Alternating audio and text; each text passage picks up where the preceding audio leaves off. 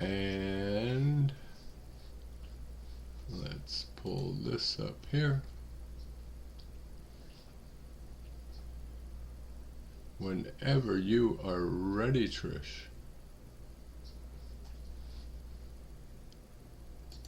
You're muted, Trish, because I muted everybody. Xavier, welcome, brother.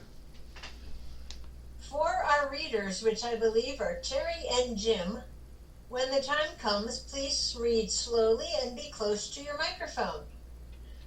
And good evening, everyone, and welcome to our bi-monthly Foundations meeting of the Lppbbsg Primary Purpose Big Book Study Group. We are glad you are here. My name is Trish, and I am an alcoholic. And good evening, family. My name is Jamie. I'm a very grateful recovered alcoholic. And let's open this meeting with a moment of silence, followed by the set-aside prayer, which will be coming to a screen near you very soon. So here's your moment of silence.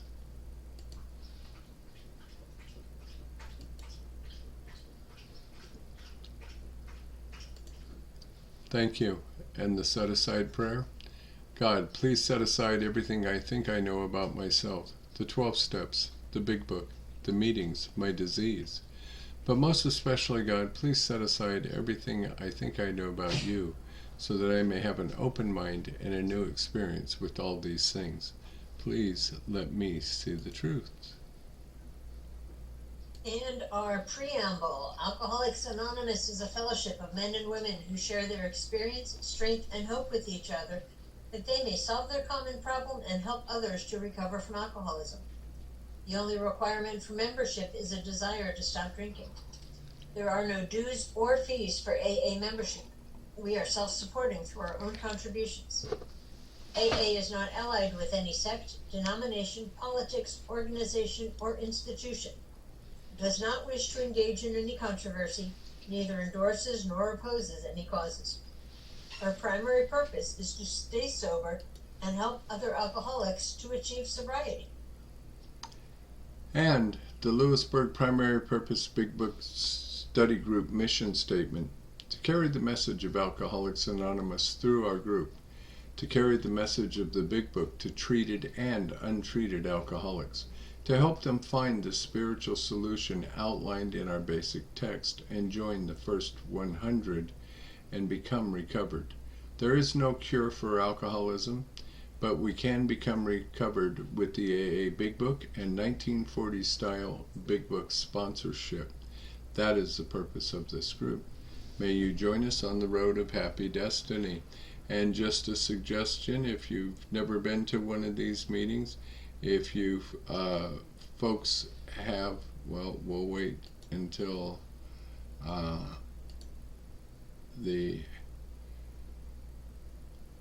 there we go.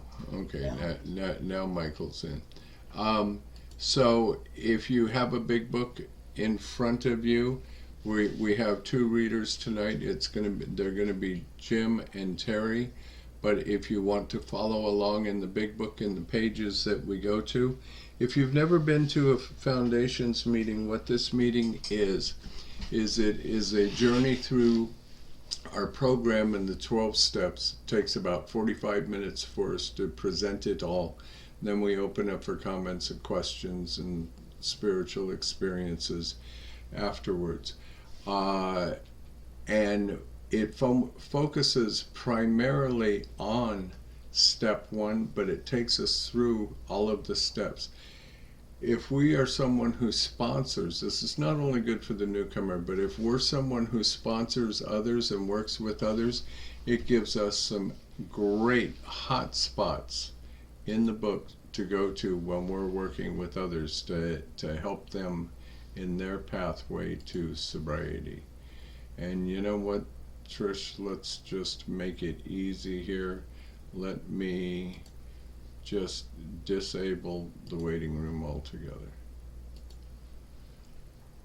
There we go. So welcome to everybody, and Trish and I are going to start. And here again, if you have your big book, follow along with the readers. We'll give you time to get to the pages. So from the preface, Because this book has become the basic text for our society and has helped such large numbers of alcoholic men and women to recovery, there exists strong sentiment against any radical changes being made in it. Therefore, the first portion of this volume, describing the AA recovery program, has been left largely untouched. We want them to know what alcoholism is, what the solution is, and how to take the action that is necessary to avoid death or insanity by drinking. For example, how to get from the problem to the solution. Now, please turn to the foreword to the first edition, page XIII. Give everybody a minute to get there. And that was first published in 1939 and was introduced by stating, Terry, if you could read that entire first paragraph, please. Terry and Jim, you guys can unmute yourselves, please. I sure can. Terry, recovered alcoholic. Hi, Michael. Okay, we at Alcoholics Anonymous are more than 100 men and women who have recovered from a seemingly hopeless state of mind and body to show other alcoholics precisely how we have recovered is the main purpose of this book. For them, we hope these pages will prove so convincing that no further authentication will be necessary. We think this account of our experiences will help everyone to better understand the alcoholic. Many do not comprehend that the alcoholic is a very sick person. And besides, we are sure that our way of living has its advantages for all. And Jim, since this is your first time, we're going to alternate back and forth between you and Terry, but we'll call on you when the time comes. Very good. So, Terry, could you please reread that, just the first line?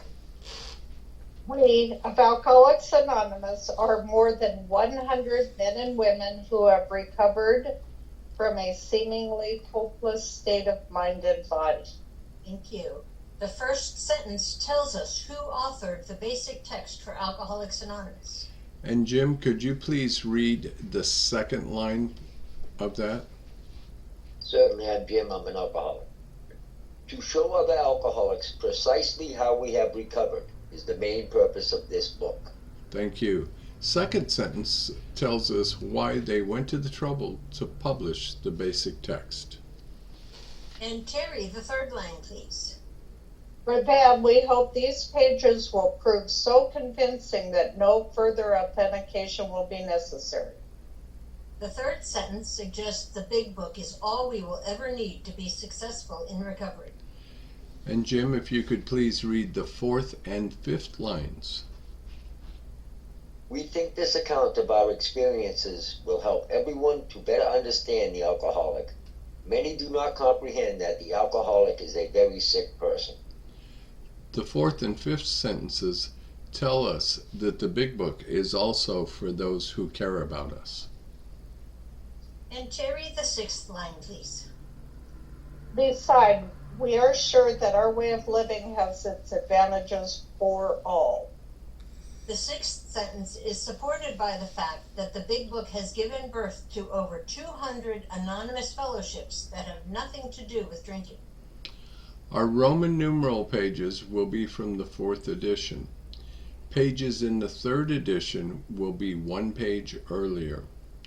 Page XIV. The only requirement for membership is an honest desire to stop drinking. Traditions 3 and 5. We have lost the understanding of honest by the time we decide to come to AA, so that the requirement has been eliminated. But if a person is really serious about living sober, they had better have an honest desire to stop drinking and be willing to follow the directions in the big book. The foreword to the second edition gives a historical account of the first 20 years of our history. How Bill found Dr. Bob, how they got busy looking for other alcoholics to try to help, how their success attracted the attention of some of our leading citizens, how we received some very favorable publicity, Jack Alexander's article, how the onslaught of new prospects forced Bill to develop the traditions, and then we hammer out the statement on page XX. Of alcoholics who came to AA and really tried, 50% sobered up at once and remained that way. 25% sobered up after some relapses, and among the remainder of those who stayed on with AA showed improvement. Other thousands came to a few meetings, AA meetings at first, and decided they didn't want the program. But great numbers of these, about 2 out of 3, began to return as time passed. So 75% plus got sober and remained that way. In the early 1940s, the Cleveland groups were running at a 92% success rate due to using Big Book sponsorship. Then Bill published the 12 and 12 in 1953. And by 1965, our success rate had dropped to 50%. Unfortunately, many newcomers are encouraged to try to use the 12 and 12 as their source of directions. Bill W. was the principal author of the Big Book and the sole author of the 12 and 12. On page 17 of the 12 and 12, Bill stated, "The book, Alcoholics Anonymous, became the basic text of the fellowship, and it still is.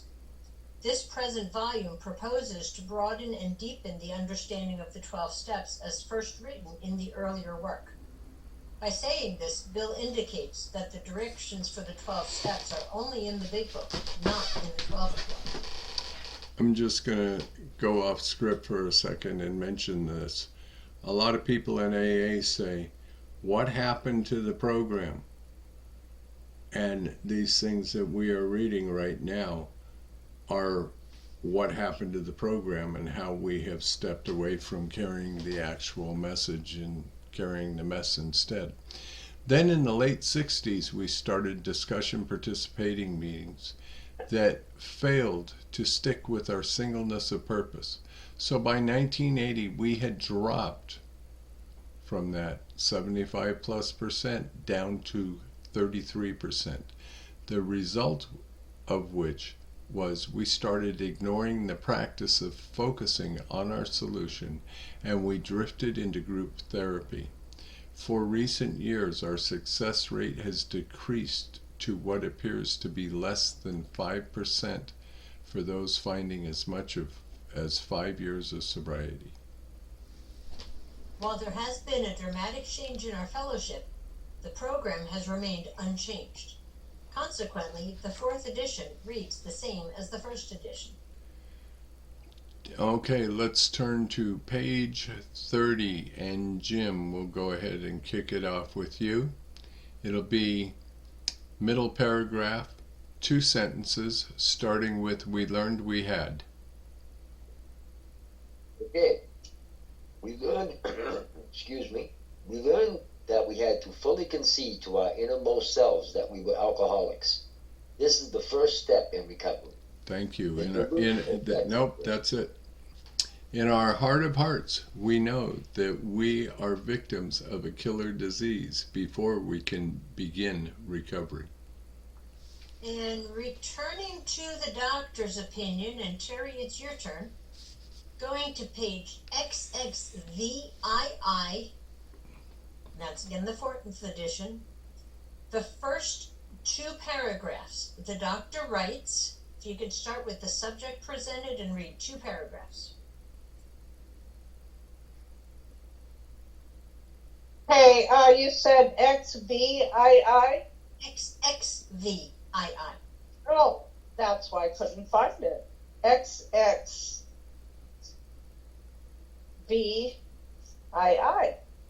Okay. The subject, and it starts with the subject presented? Yes. Okay. The subject presented in this book seems to me to be of paramount importance to those afflicted with alcoholic addiction. I say this after many years' experience as medical director of one of the oldest hospitals in the country treating alcoholic and drug addiction. We identify who Dr. Silkworth was and how he wound up at Towns Hospital, how his opinion opened the door for recovery. Until we understand a problem, we cannot find a solution. I use an example of walking out to my car, putting the key in the ignition, and the damn thing won't start. Problem. I can sit on my butt and talk about the car not starting until hell freezes over, but that will get me nowhere. I look under the hood and I see that the battery cable is corroded. I know what the problem is. So the solution becomes very evident. I need a new battery cable, but that doesn't solve my problem. I still must take the action necessary to obtain a new battery cable, replace the bad one, and now I'm on my way. Understand the problem, know what the solution is, and then take the action to make the solution a reality. From the first paragraph, and this one's coming to you, Jim, on page XXVIII, we present the allergy which makes us powerless over alcohol. Could you read the first sentence? And it begins with, "We believe." We believe, and so suggested a few years ago, that the action of alcohol on these chronic alcoholics is a manifestation of an allergy, that the phenomenon of craving is limited to this class and never occurs in the average temperate drinker. Thank you. The phenomenon of craving, which is the manifestation of the allergy. And the last paragraph on page XXVIII is where we find the initial information regarding the unmanageability. The alcoholic mind cannot distinguish the truth from the false. Terry, would you read the whole paragraph starting with men and women, please? Sure, men and women drink essentially because they like the effect produced by alcohol. The sensation is so elusive that while they admit it is injurious, they cannot, after a time, differentiate the true from the false. To them, their alcoholic life seems the only normal one. They are restless, irritable, and discontented unless they can again experience the sense of ease and comfort which comes at once by taking a few drinks, drinks which they see others taking with impunity. After they have succumbed to the desire again, as so many do, and the phenomenon of craving develops, they pass through the well-known stages of a spree, emerging remorseful with a firm resolution not to drink again. This is repeated over and over unless this person can experience an entire psychic change, there is very little hope of his recovery. So we've taken a very close look at this paragraph. And first, what is the effect alcoholic men and women get from drinking alcohol? Why is it so important that we have this spiritual event occur in our lives? Yeah. Well, Dr. Silkworth said that we drink essentially because we like the effect produced by alcohol. What is the effect an alcoholic gets from drinking?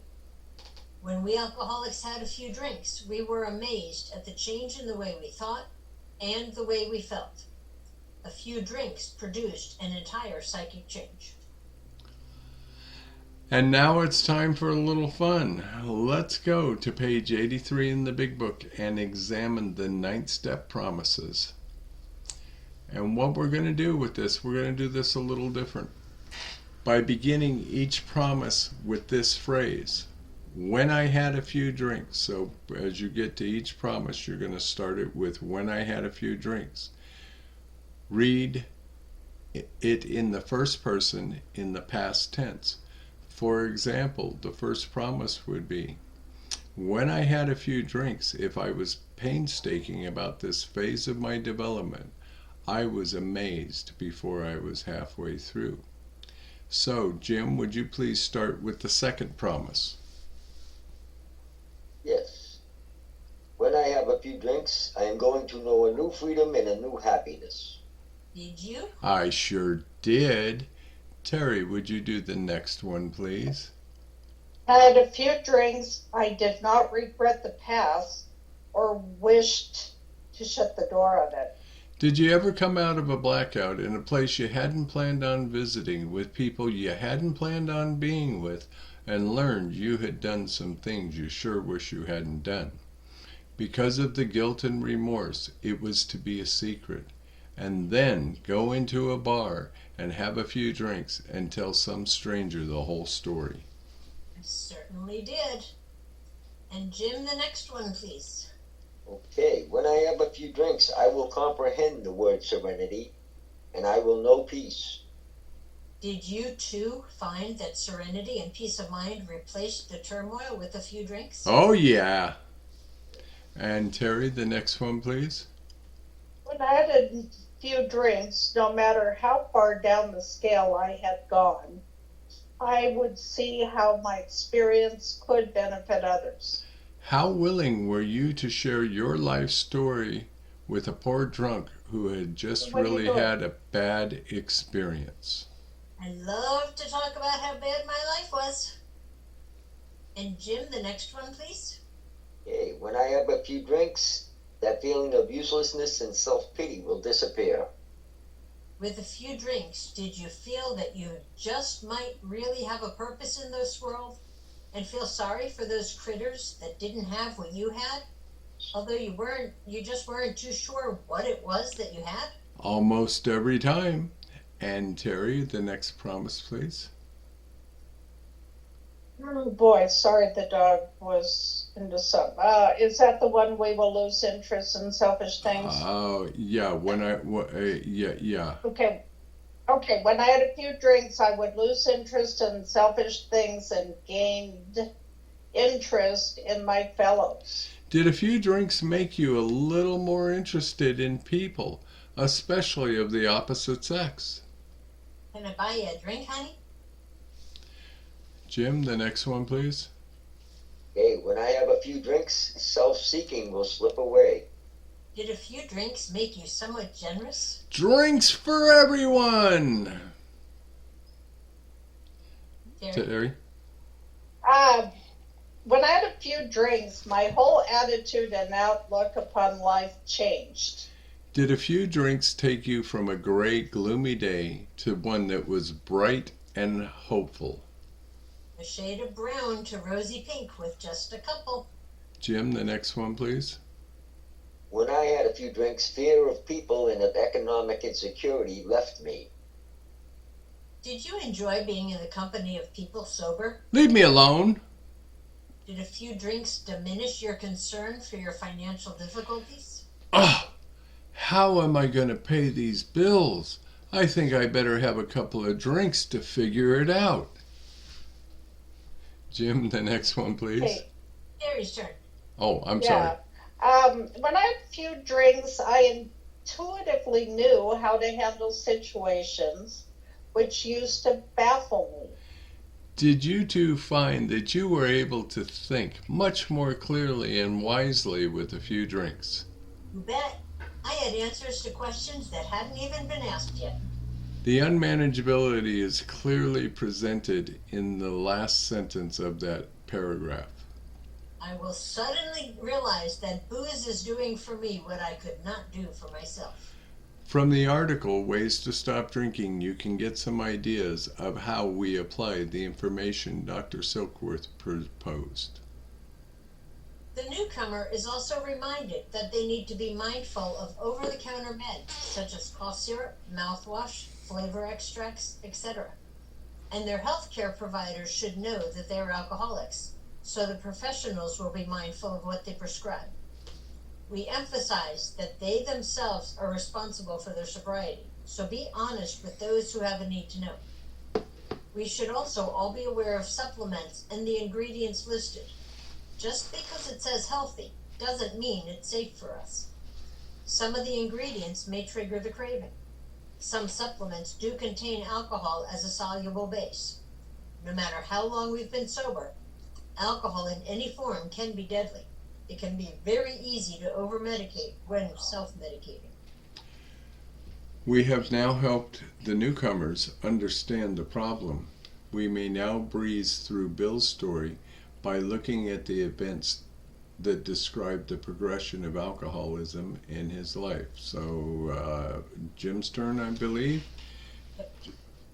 Page 2, folks. Jim, middle of the first paragraph, approximately 10 lines down from the top of the page, be one sentence starting with, though my drinking. Though my drinking was not yet continuous, it disturbed my wife. Lois is on his ass about his drinking. And Terry, page 3, the bottom of the page, in the last sentence, I began to be jittery in the morning. Bill was beginning to be jittery in the morning. And let's go over to page 5. Jim, it will be the first sentence starting with liquor ceased. Liquor ceased to be a luxury. It became a necessity. Liquor ceased to be a luxury. It became a necessity. Bill is lying about his drinking, hiding bottles, etc. And a little further down page 5, Terry, the third paragraph, 4 sentences starting with then I got a promising business opportunity. Stocks were at the low point of 1932, and I had somehow formed a group to buy. I was to share generously in the profits. Then I went on a prodigious bender, and that chance vanished. Thank you. Bill lost an opportunity to make some money because he drank. And Jim, page 5, fourth paragraph, 4 sentences, starting with I woke. I woke up. This had to be stopped. I saw I could not take so much as one drink. I was through forever. He made up his mind to never touch another drop. And Terry, finishing up page 5, the 5th paragraph, 3 sentences starting with shortly afterward. Shortly afterward, I came home drunk. There had been no fight. Where had been my high resolve? Bill returned simply home drunk again. And let's move to page 7. And Jim, it will be the end of the first full paragraph, 1 sentence, starting with best of all. Best of all, I met a kind doctor who explained that though certainly selfish and foolish, I had been seriously ill, bodily and mentally. Bill met Dr. Silkworth and learned what was wrong with him. And Terry, page 8, the first paragraph, 4 sentences starting with quicksand stretched. Sand stretched around me in all directions. I had met my match. I had been overwhelmed. Alcohol was my master. Bill surrendered to the problem. Step 1. We use the next paragraph to exemplify the simplicity of our program, Jim, with the first sentence starting with trembling. Trembling, I stepped from the hospital a broken man. Now go to the last sentence starting with I was to know. That's you, Jim. I was to know happiness, peace, and usefulness in a way of life that is incredibly more wonderful as time passes. A wonderful life as a result of having taken the action that Ebby had prescribed for him. And Terry, the bottom of page 10, the last paragraph, and the first paragraph on page 11, starting with when they talked and ending with disregarded. They talked of a God personal to me who was love, superhuman strength and direction. I became irritated and my mind snapped shut against such a theory. To Christ I conceded the certainty of a great man, not too closely followed by those who claimed him. His moral teaching most excellent. For myself, I had adopted those parts which seemed convenient and not too difficult. The rest I disregard. Thank you. Bill's rebellion at the idea of a spiritual solution, identifying him as a hard-nosed agnostic. Now let's go to page 12, and Jim, it will be second paragraph, 2 sentences, starting with my friend.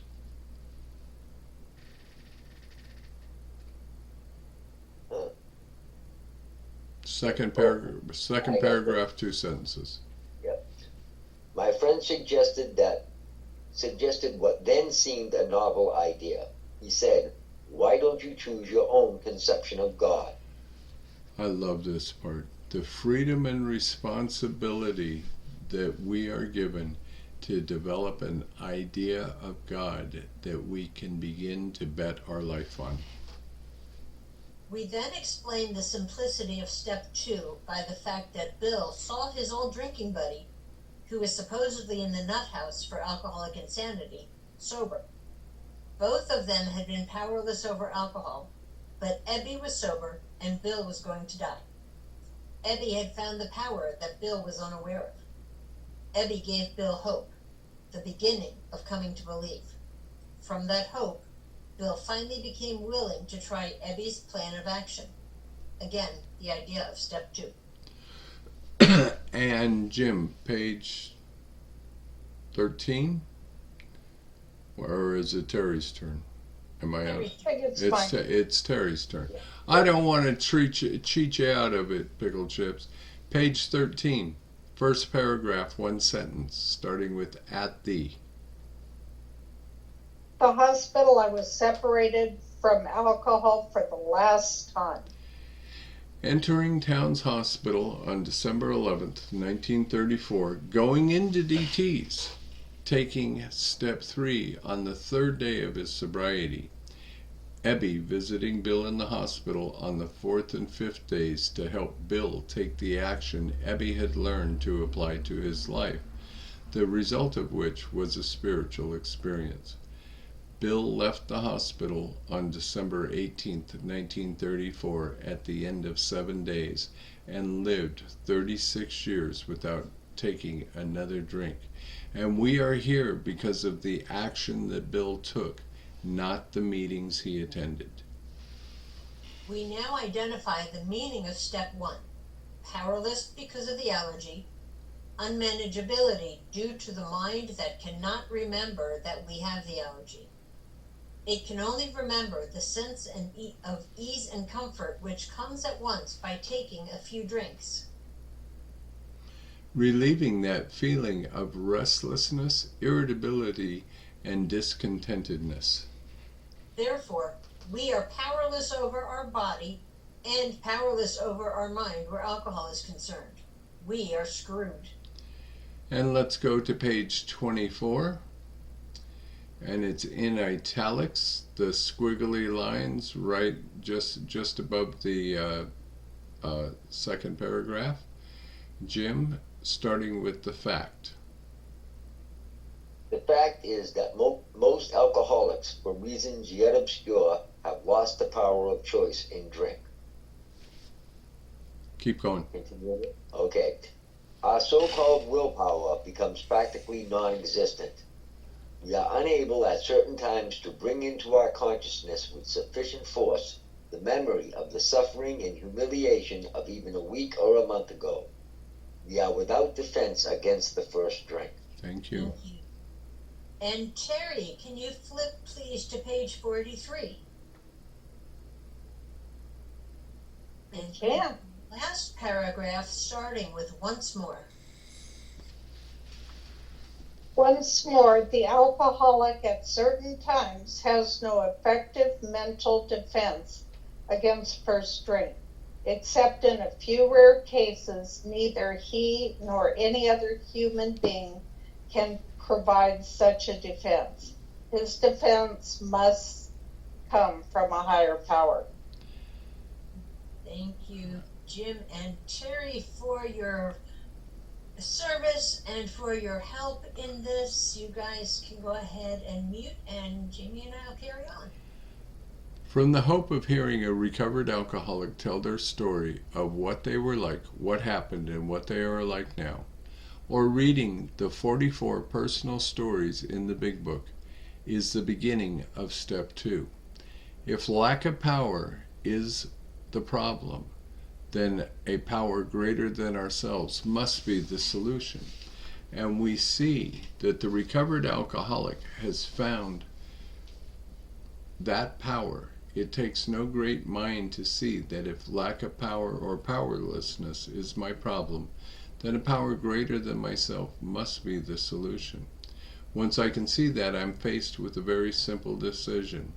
Am I or am I not willing to follow the clear-cut directions for recovery? But I need someone who knows how to do this, aka sponsor. So the simplicity of step 3 is to turn my will and my life over to the care of the God of my understanding. I learned how to turn my will and my life over to this power by taking steps 4 through 7. But I need someone, a sponsor, who has a working knowledge of taking the steps as directed in the Big Book, who can guide me through the process. To determine if you've made a good choice in sponsors, it's pretty easy to tell. If they suggest that you open your Big Book or offer to read with you, my preferred method, from page XI and study to page 43, that is a good start in diagnosing step 1. These 51 pages will get you ready to see if you are ready to move on. Look at the first sentence on page 44.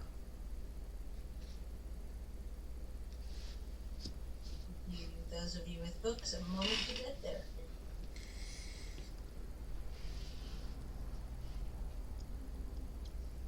First sentence reads, in the preceding chapters you have learned something of alcoholism. We hope we have made clear the distinction between the alcoholic and the non-alcoholic. It tells us why it is so important to be thorough in your study to this point. From this study, we can separate the alcoholic from the non-alcoholic, which is so vital to the success of your group and AA as a whole. Now, take the test. If, when you honestly want to, you find you cannot quit entirely. How many of you have promised you'd never drink again? Appears you failed to manage that decision, so your life is unmanageable where alcohol is concerned. Or, if when drinking you have little control over the amount you take. How many of you cannot start drinking without getting drunk? It would appear that you too are powerless over alcohol. Step 1. If that is the case, you may be suffering from an illness. Chronic alcoholism of the hopeless variety, which only a spiritual experience will conquer. How many meetings must you attend to have a spiritual experience? Or how many steps must you take to have this blessed promise become a reality in your life? Page 4 through page 57 will open the door for you to be able to consider your own conception of the God of your understanding. Page 58 answers the stupid question that we hear too often in meetings. I don't know how it works, man. The first sentence tells us how it works.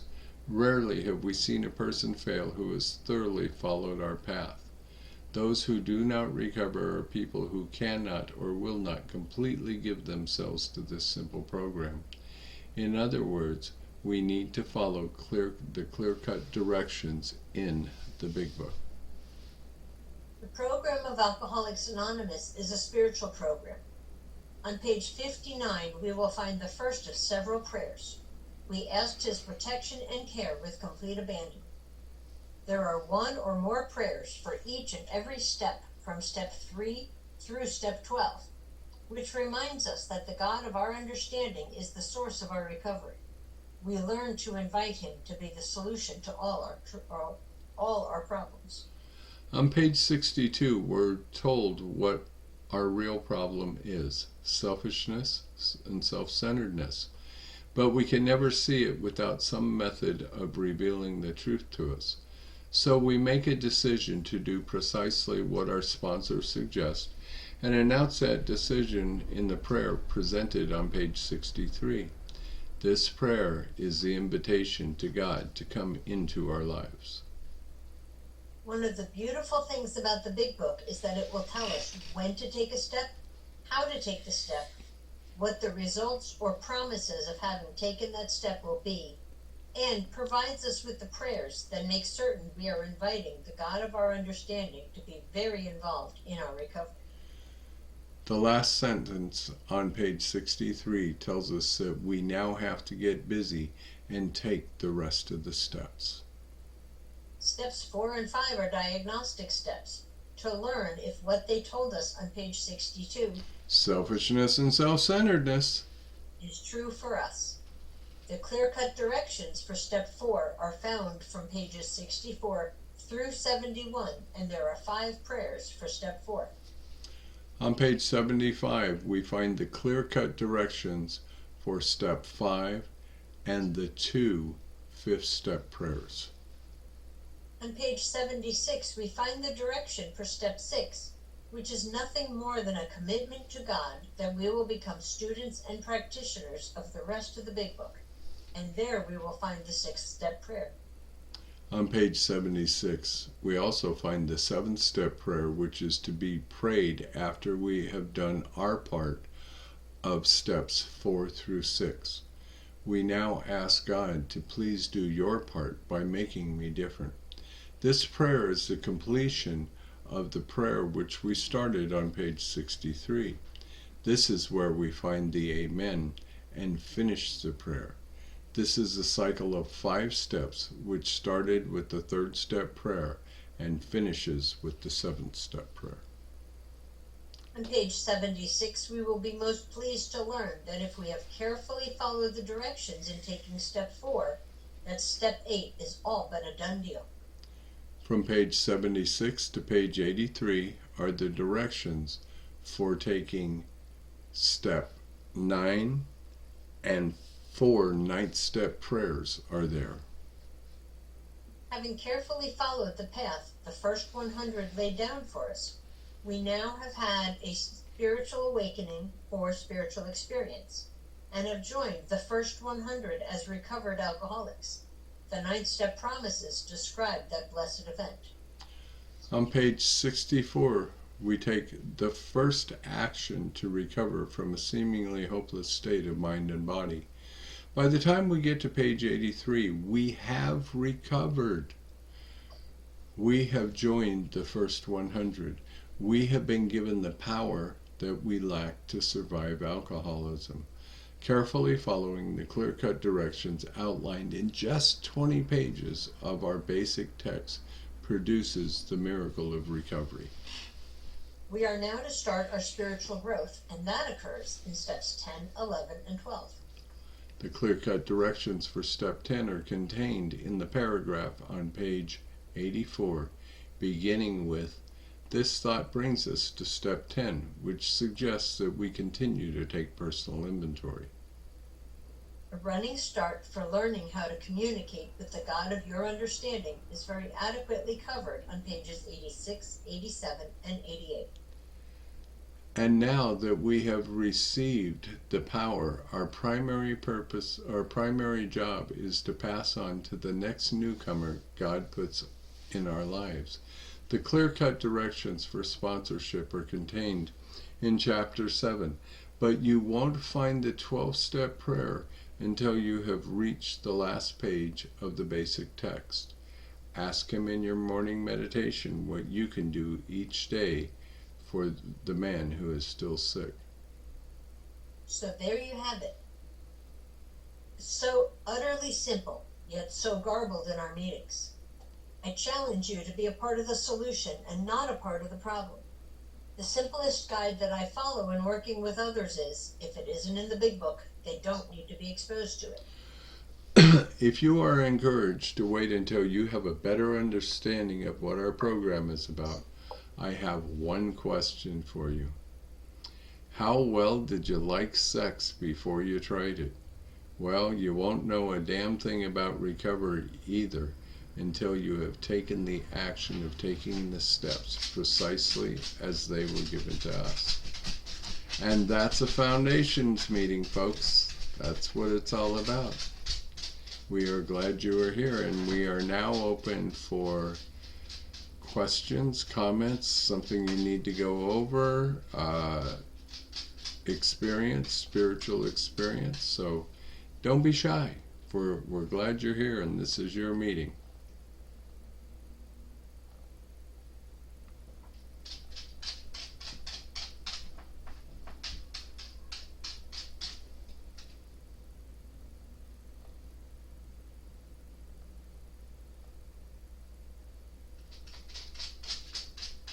It's okay, we can practice that meditation.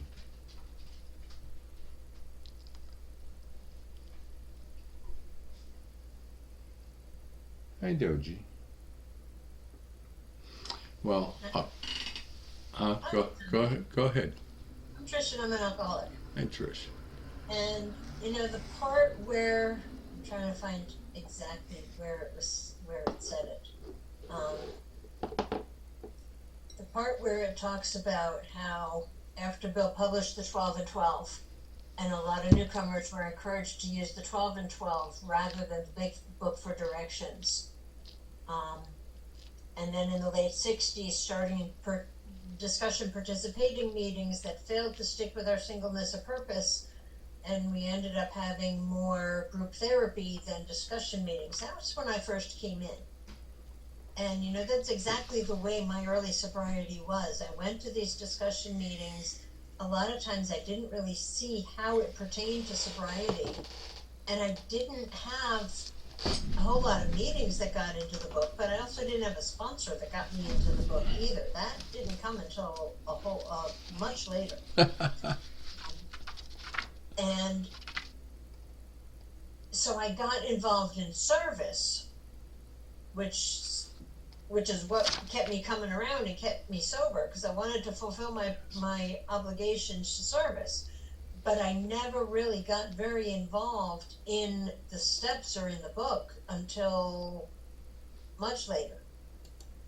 So, but then getting into the big book, getting sponsorship that points out what's in the book, what the book says, how to do the steps the way they're written, really jump-started my sobriety.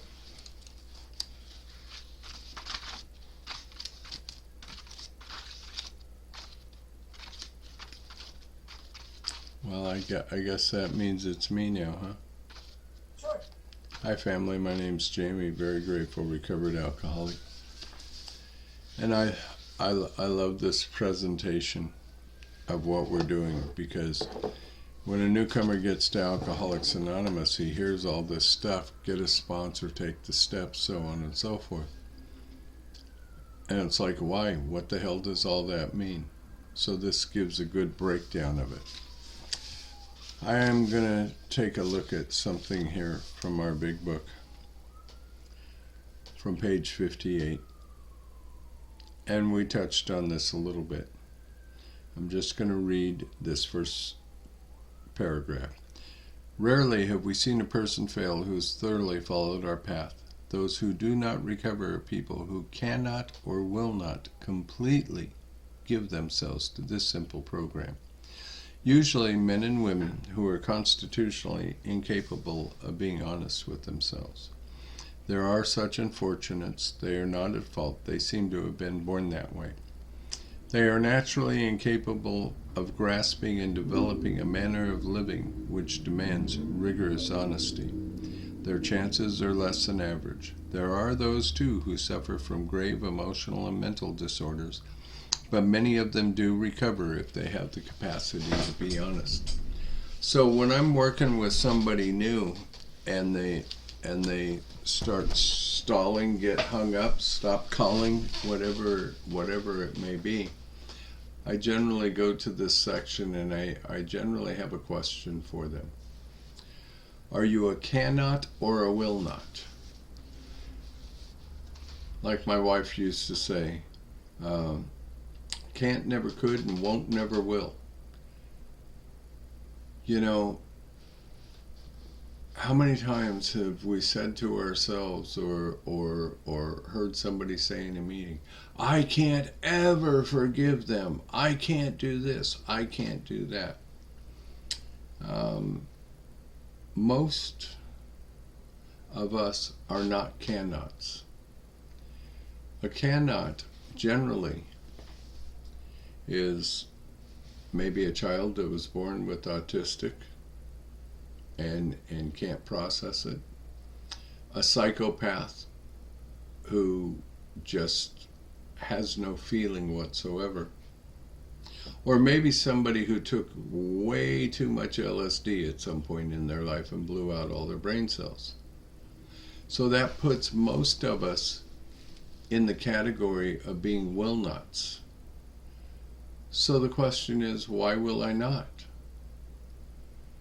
Because when I start doing the work and I hit a little bit of emotional pain, it's like, oh no, that hurts. I can't do that. It hurts too much. But here again, we do recover if we have the capacity to be honest. The majority of us know right from wrong. I said a lot of times, well, I didn't know it was wrong, but that was an excuse I was using to not get in trouble and pay for the consequences. But I know right here in my gut when I'm about to do something that is wrong. I also know when I'm about to do something that is right or in alignment with God. So here again, most of us really aren't can nuts. There's a whole bunch of us that are will nuts. So here's the question, what happens if I will and if I do? Will I be able to recover from the seemingly hopeless state of mind and body? That's what steps 3 through 9 are all about. And when I take those actions, it's huge. There is no greater joy than watching somebody go through the discovery process and having those aha moments of, oh man, that's why I do that. And I don't like the way that I do that. I don't like the way it feels. You know, talked a little bit about sponsorship here. And actually talked a lot about it. And as a sponsor, I have one responsibility: to take somebody through the book from the doctor's opinion to page 44, to help them make the self-diagnosis.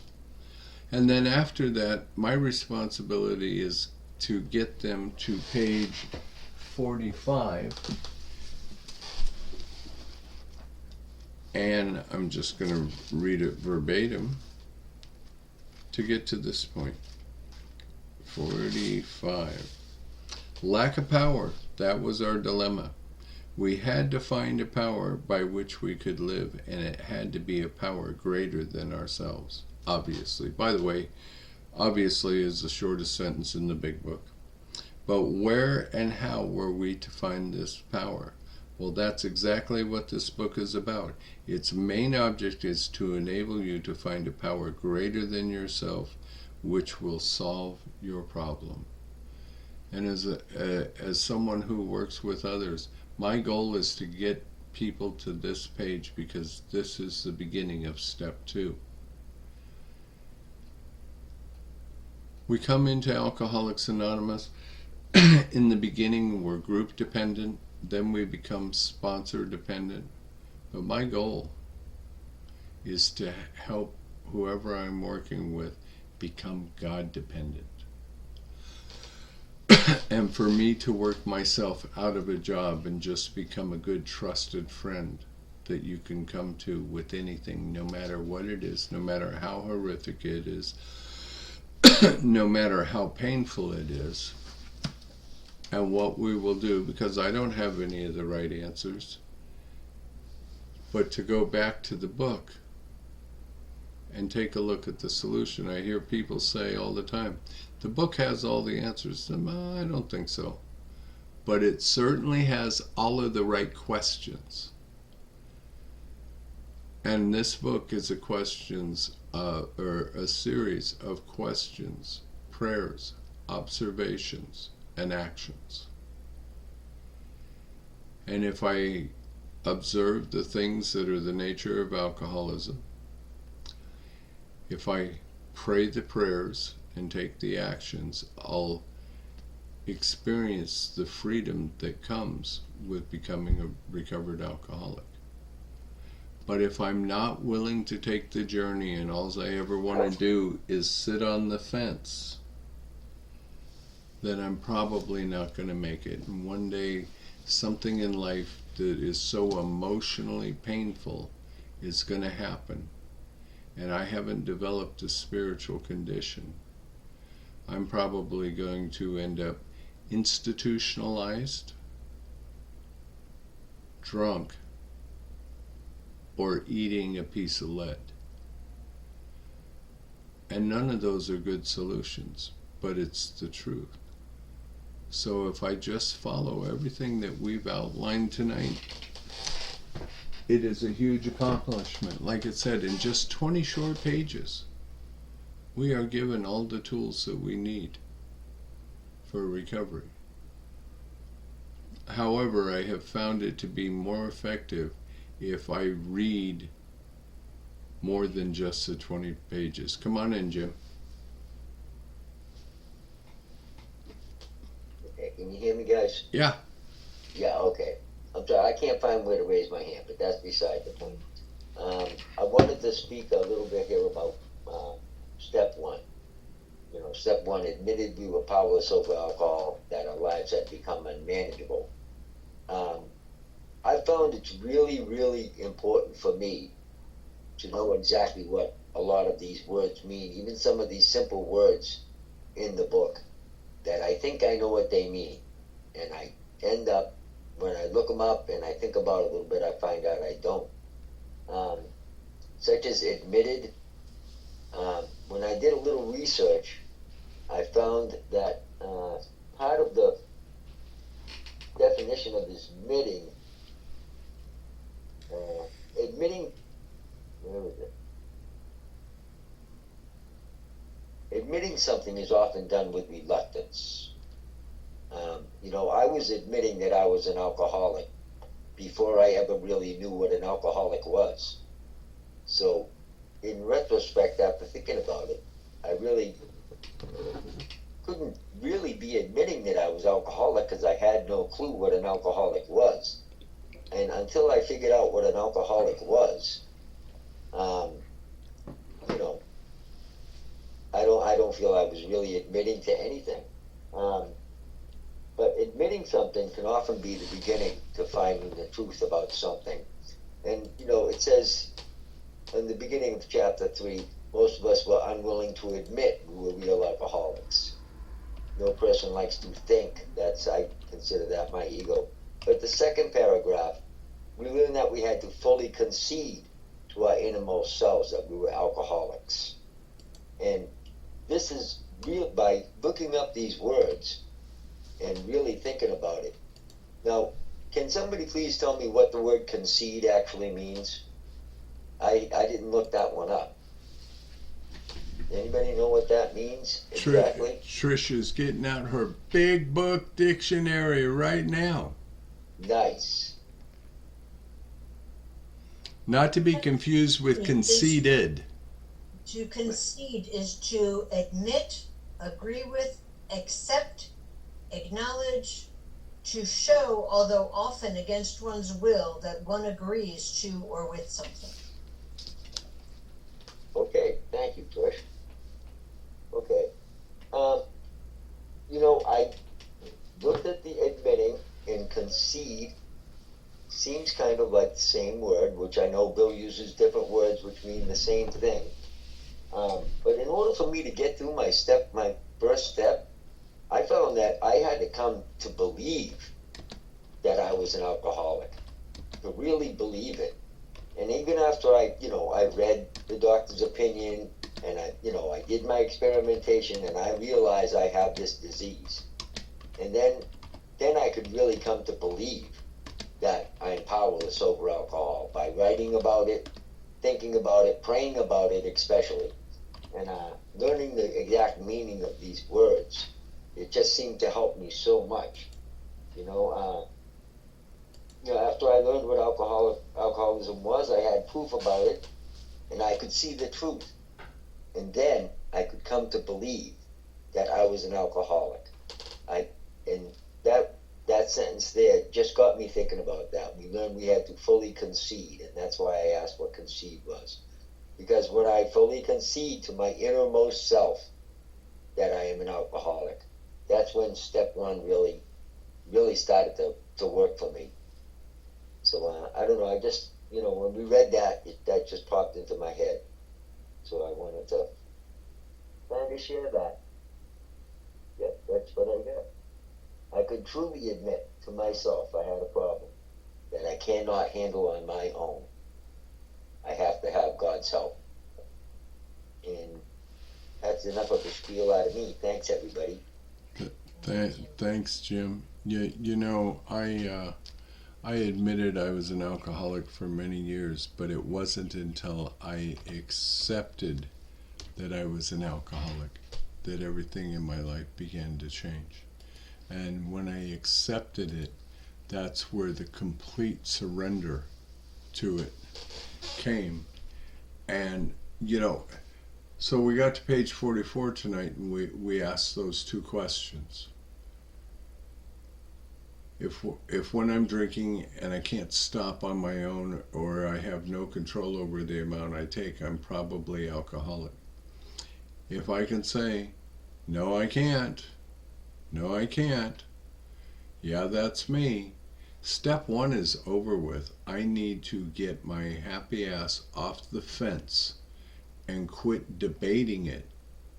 The debate at that point is over. I have just identified myself as an alcoholic. So it's time for me to move forward with step two. Michael, come on in, brother.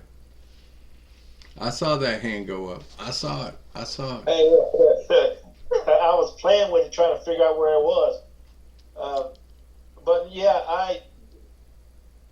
when you were saying that, and Jim asked that question, I was thought about it. I remember being desperate but not willing in the beginning, but going through the steps, I remember going through the big book with my sponsor, and when I get a sponsee, we start reading from the very beginning of the big book and start reading through it, and that's the only way I understand or know how to do it.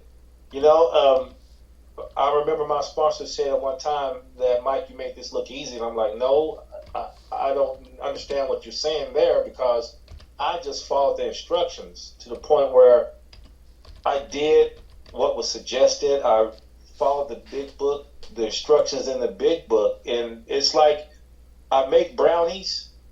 If I follow the recipe on my brownie box, and set the oven to the right temperature, put in just the right ingredients, the brownies come out perfect. Give or take, if I leave it too late, in the oven a little bit longer than I need to. But my point is that the big book lays it all out for me. And if I follow that, it makes it simple. And that's where I see that it's a simple program, but yet my human condition, I make it complicated and I make it hard. But it's very simple if I follow those instructions in the big book. And that's when I try to take my sponsee through, just like the big book says. And it works that way. It has worked that way, so that's all I want to say. Thank you, brother. Glad you're here. There's a reason that it says what it does back on my wall. When the pain is greater than the fear. And what the whole saying is when the pain that I'm in is greater than the fear of changing, that's when I develop the willingness to change. See, because it's not other people that are causing me pain. I can blame them and say they're the cause of my pain. But the truth is is my pain is my own mental, emotional battle going on within myself. I hear people say all the time, I'm struggling with God. I've got this battle going on with God. It's not really a battle I've got going on with God, because God's not battling with me. But it is a battle that I have going on with myself, right up here in this spot, this 4 inches inside my skull, or the size I of love the you. bone. There ain't nothing you can do about it. Love you, Susan. Thank you. So, there again, when it's painful enough, I develop that willingness to change. The change only comes through the steps, or at least in my experience. Okay, who's next? I'm talking way too much. Pickle chips, I knew you were going for it, girl. Oh, Yeah, and this is your last share of this decade of your life. Yes, it is. Oh, I hadn't even thought of that. Yes. My last share as a citizen, somebody in their 60s. Okay, so I love this part, and I share about it every time we do the foundations, is my friend suggested what then seemed a novel idea. He said, why don't you choose your own conception of God? And we've talked about that a lot tonight, and I'm glad we have, because when I first heard that, it was in Alabama, and I was dumbfounded. I'd never heard anything like that. That was definitely a novel idea. Because I knew I was alcoholic. My dad was alcoholic. All the grandparents, siblings, everybody alcoholic. So I didn't have a problem with that. But I tried to control it, and every day I would say, I'm not going to drink today. And I'd get just to the corner of my street, and I'd convince myself that I'll start tomorrow. And I did that for years. I could not have a drink. And I was a daily drinker. I wasn't a daily drunk, but I definitely was a daily drinker. I had to have that drink. And then it was suggested that I find a higher power of my own. And I thought, I questioned it. I questioned it probably for a couple months. I didn't quite want to do it yet until a couple days before I got sober. I sat on the beach and prayed for the willing or the guts to walk into the ocean and die, or to get sober. And I asked this to this higher power that I didn't even know. I just made him up, and because they told me I could. And a couple days later, I was sitting in an AA meeting without a drink in my hand, and I never had to drink again. So that is just so important to me. It's just give me the chills every time that it works. And also, by reading aloud tonight, it gives me another perspective. I see it a little bit differently than you listeners. But that word willingness jumped out at me a lot, or at least in the sentences that I was assigned to read. I heard a lot of willingness tonight. And to me, that is a sign or an instruction to me that I have to be willing in more areas of my life. Because I get to the point, after a few years of being sober, that part of the willingness I don't have to work on, but it's other things in my life. have to be willing to make changes, because I'll hold on to those ideas. I'm not going to let go. I don't want to change. Not doing it, forget it, not doing it. So I just am so glad you asked me to read, and that I know you didn't do it on purpose, giving me the readings that talk about willingness, but it's huge. And I'm free today because of my willingness to choose and make up a higher power.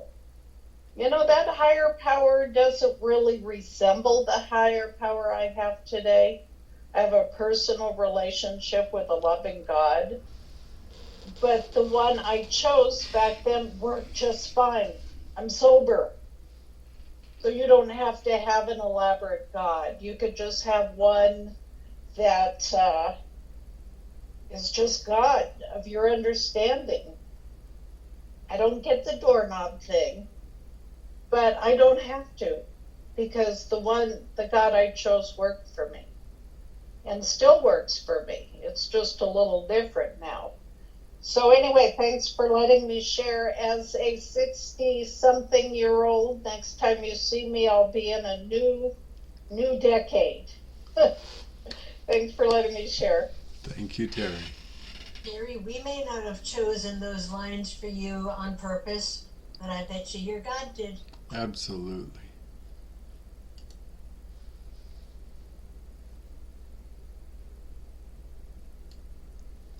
Anybody else?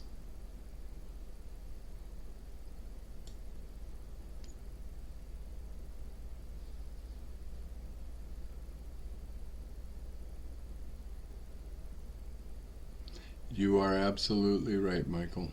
Absolutely right, brother. Xavier, welcome. Good to have you, brother. You are muted. There.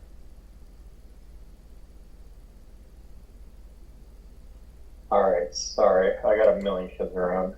So I just had to sneak away for a second to share. So glad to be here, by the way. Love this! And I'm trying to switch over to Zoom on my computer. Oh, sorry. Okay. Good evening. And now you're muted again, so there's an unmute. Yeah. There we go. Perfect. I find it, one of the greatest honors is going through the book with a sponsee. One of my sponsees were in chapter 5 again.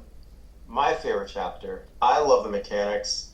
I love the fact-finding mechanics, give me 1 second, of step 4. And it's really, really fun to go through. I get so much when I teach these things to other people. I think one of the funnest parts in AA is when I start to see the lights come on and people put, 2 and 2 together, when they start to have their own experiences, when they start to apply these things they learn to their own life. And I find it really fun too when I get to share my experiences with them. And often I find difficulties they're going through, I can usually relate, which means I'm in no way, shape, or form, I'm not a special snowflake and I'm not unique. And it's kind of nice because it means I'm not alone. And, it's fun to share a program that's really saved me and brought me from, the inner rings of hell, has brought me out of it. And it's really fun to share that with other people, and help them have their experiences, and simply just teach them mechanics, to get them through the book, teach them all, share my experiences. It's a really beautiful thing. So, I'm grateful for this book. I love meetings like this that, in my opinion, do a really good job of breaking down what the book means. In law school, there's this concept in the first year called hide the ball. And basically it's where professors won't teach you what the law is. They'll simply make you read 1,000 cases and you discuss it, and then they quiz you on all the facts, but they don't tell you what the point of the case is. And it's really frustrating for a lot of first-year law students, because they have no idea what they're learning or why they're reading or learning it, and they focus on the most minute facts. And it's not easy to really see what's hidden underneath. And I do like how, this particular format, we're really breaking down kind of the meat and potatoes of the big book, which helps me when I can conceptually understand, continue to focus on what to really, like what the reason is we're reading this stuff. So, for example, when Jamie was pointing out, the doctor's opinion, the first 43 pages, all in step one.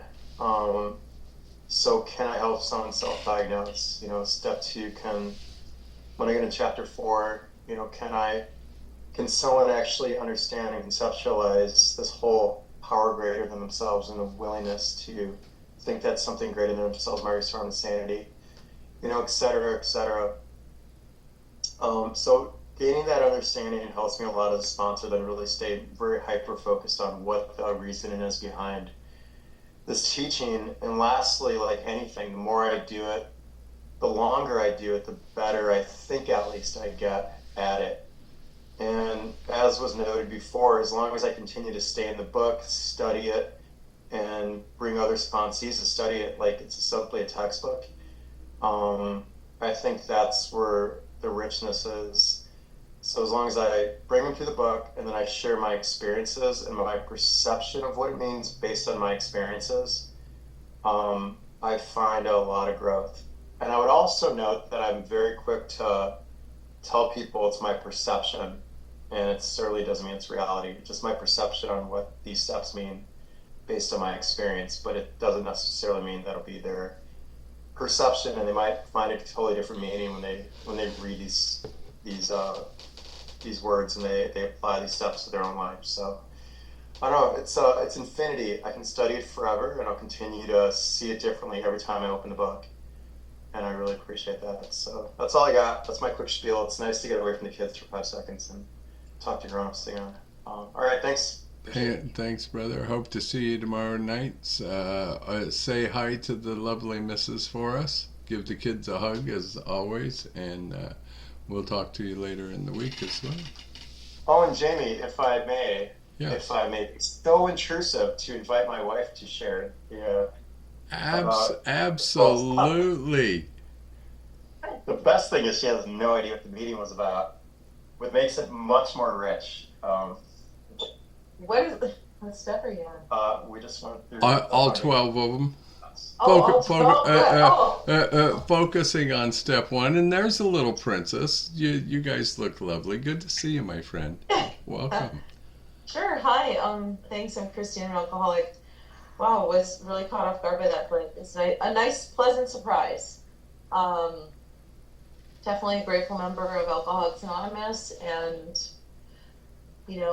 what can I say? We definitely wouldn't have the life we have today if we didn't find sobriety through this program. So, the first step, I think for years I was working on outsmarting it, and I was going to figure out how to not be powerless over alcohol, and I would find a way to make my life manageable. So the irony of that was I made my life manageable by basically taking everything out of my life.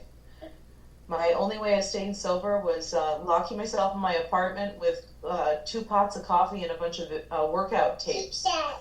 And then that would last for a week, maybe 2, and then I'd eventually end up at a bar and back to the whole drinking and thinking and not having much of a life. So I don't know, over time, coming to surrender to this disease and to realize I was insane, which, I knew I was. I knew all this stuff. I just thought I had my own way of dealing with it. So what happened in the end is, like it talks about the hopelessness, that was the part that brought me to the program and brought me to the third step of the willingness. I really had no hope, and I was too afraid to commit suicide, and I wasn't near drinking myself to death at that moment, so I just was like, well, what other choice do I have? And I just kind of thought to myself, well, if God's real and this is supposed to work for me, then it's going to. So I was going to church every day, trying to get sober that way. It didn't work for me. but they had a little pamphlet outside the church on the fence that said they had an AA meeting. So I thought, well, I have no other hope right now. I have no choice. I'm going to try the meeting. So I was like, God, if you're real, and I'm really this type of alcoholic that can get sober in Alcoholics Anonymous, then I'm going to go to this meeting. I'm going to hear what I need to hear, and it's going to work for me. And I like I said, I was really hopeless, but I was like, I've got to give this one more shot. So I walked to the meeting, and the girl opened the door, and she was like 16, and I was like, oh, this is not the meeting. She's like, no, this is not the meeting. And I thought, okay, thank you, God. I'm going to go on doing it my way. She goes, it moved down the block 2 streets this way, blah, blah, blah. So I said, okay. So I went on this long journey, and it was a corner with 3 different churches. No signs or anything, no people around. So I tried all of the doors. And the last door of the church, I was leaving. I tried to unlock it, and I was just like, okay, this is it, God. I'm done trying to be sober or get help thing. I'm going back to just drinking, like really drinking every day. Because I was tired of trying. I was trying to monitor. I was trying to moderate. I was trying to lessen every day. I was powerless, and I was tired of trying to have power. I was powerless. I knew that. I was surrendering to booze in that moment. I said, I'm just going to drink myself to wherever I go. And as I was walking down the stairs, all of a sudden, about a half a block down on the right, the other church, there were a bunch of people coming out of this courtyard that I couldn't see from the top of the street where I had gone around to all the doors. And of course, it was all the AAers smoking and laughing and drinking coffee. And I thought, oh shit, that's it, I'm going. So I went, and the first thing this guy said to me is, so what are you doing here in New York? And I said, I don't know, I can't stop drinking and driving, so I moved here. I said, I don't need a car. And he said, oh, you're doing geographics. And I said, what? What is that? And he goes, that's where you move around so you can try to avoid your drinking problems. I said, oh God, you have a name for that? And I thought, oh, this is really the place for me. They had terms for all these things I was doing, all these crazy things I was doing. They had names, and they knew about them. All these people, they knew.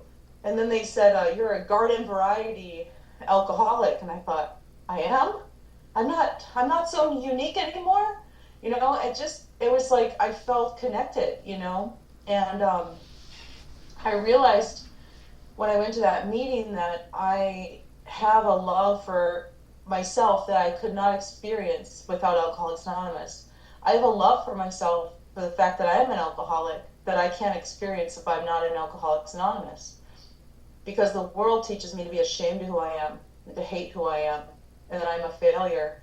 But when I come to Alcoholics Anonymous, we laugh at all our mistakes, and we get to pick ourselves up and love one another, and like you say, have that true purpose, that true kinship with man. And I haven't been sober for quite a few years now, but there's a part in the book I read just about 6 months ago at a women's meeting that I'd never read before. It's in the back of the book. It's the Lassick Award, I think. Lasker, yeah. And it says in there that humans, the reason the medical world believes Alcoholics Anonymous is such a good thing for us is because humans actually are herd animals, and we need to be together. And if we can be together in Alcoholics Anonymous, then we can be together, and that is so good for us. Our souls, not just our souls, our bodies, our minds, everything about us. We need that. We need to be together. And, the isolation and the loneliness and the hopelessness of being an alcoholic is so incredibly painful. And I watched my dad die from this disease in 2022. And I thought we were going to maybe have one of those heart-to-heart talks before he died. And all he said to me was, all I want is a beer.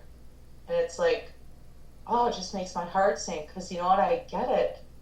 That was a heart-to-heart talk for him, because that's what it feels like when you're active. You just want another drink, and you just don't care how you get it or how it affects your life. You just don't care. And so, I'm grateful today that I have this opportunity, and I'm grateful I'm with a sober alcoholic. I didn't know I'd be grateful for that. I married a normie for a few years there, and it was not the right fit for me. But anyways, I got a chance to share. So thank you. I love it. I love it. Thank you so much. So good to see you, my friend. So good to see you. And of course, you know you have a home here anytime you want it. Oh, thank you. I appreciate that. I sure do. Having